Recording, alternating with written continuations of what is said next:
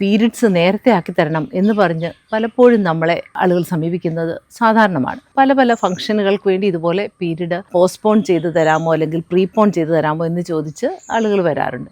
Period നേരത്തെ ആക്കുക എന്ന് പറയുന്നത് അത്ര നമുക്ക് കൃത്യമായിട്ട് ചെയ്യാൻ പറ്റുന്ന ഒരു കാര്യമല്ല. നമ്മൾ ഉദ്ദേശിക്കുന്ന പോലെ കൃത്യസമയത്ത് ചിലപ്പോൾ പീരീഡ് ആവണമെന്നില്ല. പക്ഷേ നീട്ടിവെക്കുന്നത് അതാണ് നമുക്ക് കുറേയും കൂടെ അഭികാമ്യമായിട്ടുള്ളത്. സാധാരണ നമ്മൾ പ്രൊജസ്ട്രോൺ ടാബ്ലറ്റ്സ് ആണ് നീട്ടിവെക്കാനായിട്ട് കൊടുക്കാറുള്ളത്. അത് ഒരു പീരീഡ് എന്നാണോ ആകേണ്ടത് അതിന് മിനിമം ഒരു 3 ദിവസം മുമ്പെങ്കിലും സ്റ്റാർട്ട് ചെയ്യണം. പ്രഗ്നൻസി അല്ല എന്ന് ഉറപ്പാക്കിയിട്ട് വേണം. അതിനുള്ള സാധ്യതകൾ എന്തെങ്കിലും ഉണ്ടെങ്കിൽ ഈ ടാബ്ലറ്റ്സ് ഇങ്ങനെ എടുക്കുന്നത് നല്ലതല്ല. അപ്പോൾ പ്രത്യേകിച്ച് ചില OC പിൽസ്, അത് ഗർഭനിരോധന ഗുളികകൾ ഒരു സ്ട്രിപ്പായിട്ട് ഇങ്ങനെ കഴിച്ചുകൊണ്ടിരിക്കുന്നവരാണെങ്കിൽ അത് നമ്മൾ ആ ഇടയ്ക്കുള്ള ബ്രേക്ക് ഇല്ലാതെ തന്നെ അടുത്ത സ്ട്രിപ്പ് സ്റ്റാർട്ട് ചെയ്താൽ അവർക്ക് പീരീഡ് ആവില്ല.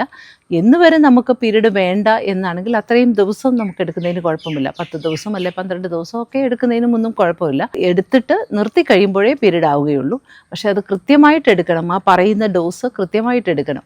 ചിലപ്പോൾ നമ്മൾ വിവാഹത്തിൻ്റെ തിരക്കിൽ അല്ലെങ്കിൽ എന്തെങ്കിലും തിരക്കിൽ തലേ ദിവസം വൈകിട്ട് ഈ ഡോസ് എടുത്തില്ലെങ്കിൽ നമുക്ക് കൃത്യം നമ്മളെ എപ്പം പീരീഡ് വരരുതെന്ന് വിചാരിച്ച് ആ കൃത്യസമയത്ത് ആ പീരീഡ് വരും. അപ്പോൾ ഈ ഹോർമോൺ ടാബ്ലറ്റ് ആണ്, അത് കൃത്യമായിട്ട് എടുക്കുക. അത് പീരീഡ് പോസ്റ്റ്പോൺ ചെയ്യാനാണ്, അതായത് നീട്ടിവെക്കാനാണ് നമുക്ക് കുറച്ചും കൂടി എളുപ്പവും നമുക്ക് കുറച്ചുകൂടി കൃത്യമായിട്ട് പ്രെഡിക്റ്റ് ചെയ്യാനും പറ്റുക. സാധാരണ പീരീഡ് നമ്മളുടെ ആ പിൽസ് നമ്മൾ സ്റ്റോപ്പ് ചെയ്താൽ ഒരു വിതിൻ 3 days ഒക്കെ സാധാരണ പീരീഡ് ആവും. ഇത് സ്ഥിരം ഒരു പരിപാടി ആക്കരുത്. ഇടയ്ക്കിടയ്ക്ക് ഇങ്ങനെ ടാബ്ലറ്റ് കഴിച്ച് പീരീഡ് പോസ്റ്റ്പോൺ ചെയ്യുക എന്നുള്ളത് നമ്മളുടെ ആ സൈക്കിളിനെ, മെൻസ്ട്രുവൽ സൈക്കിളിൻ്റെ ആ റെഗുലാരിറ്റിയും അതിനെയെല്ലാം ബാധിക്കാൻ സാധ്യതയുണ്ട്. അപ്പോൾ അത്യാവശ്യമെങ്കിൽ സേഫായിട്ടുള്ള ടാബ്ലറ്റ്സ് പ്രഗ്നൻസി അല്ല എന്ന് ഉറപ്പാക്കിയിട്ട് നമുക്ക് എടുക്കാം.